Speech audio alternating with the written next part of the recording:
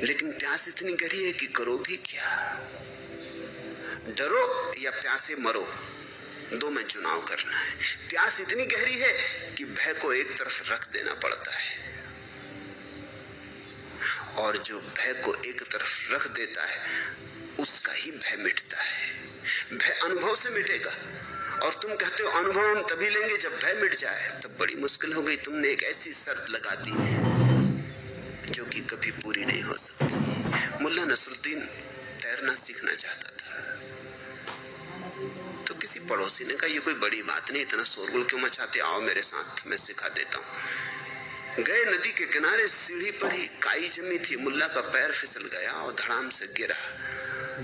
गिरते ही उठा और भागा घर की तरफ। वो जो सिखाने ले गया था, जो उस्ताद, उसने कहा अरे कहाँ भागे जा रहे हो, सीखना नहीं। मुल्ला ने कहा जब तैरना सीख लूंगा तभी नदी के पास आऊंगा।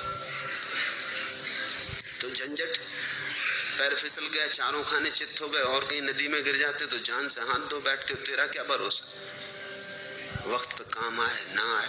अब आऊंगा नदी के पास, लेकिन तैरना सीख के। अब कोई तैरना गद्दे तकियों पे थोड़ी सीखता है। कितनी हाथ पैर पटको अपने गद्दे पे लेट के, सुविधा तो है,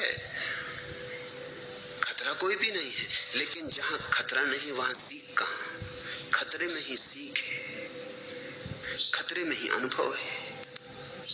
जितना बड़ा खतरा है, जितनी बड़ी चुनौती, उतनी ही बड़ी संपदा छिपी है। अब तुमने अगर ये कसम ले ली कि जब तक तैरना न सीख लेंगे नदी ना आएंगे, तुम तैरना कभी सीखोगे ही नहीं। तैरना सीखना हो तो बिना तैरे जाने नदी में उतरने की हिम्मत रखनी पड़ती, और किसी पे भरोसा करना पड़ता है। जो भी तुम्हें सिखाने जाएगा उस पे भरोसा करना पड़ेगा। भरोसे का कोई कारण नहीं है, क्योंकि क्या पता जब तुम डूबने लगो ये आदमी बचाए कि भाग जाए। जब तुम डूबने लगो तब ये आदमी काम आए कि ना आए, ये तो तुम जब तक डूबो ना तब तक पता कैसे चलेगा। हो सकता है दूसरों को भी इसने बचाया हो, लेकिन तुमको बचाएगा इसकी क्या कसौटी है।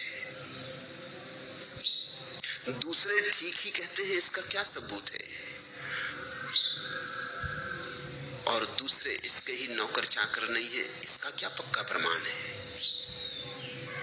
ये तुम्हें ही फंसाने को सारा जाल फैलाया हो, तुम्हें ही डुबाने को, इसके संबंध में तुम कैसे निश्चित हो सकते हो।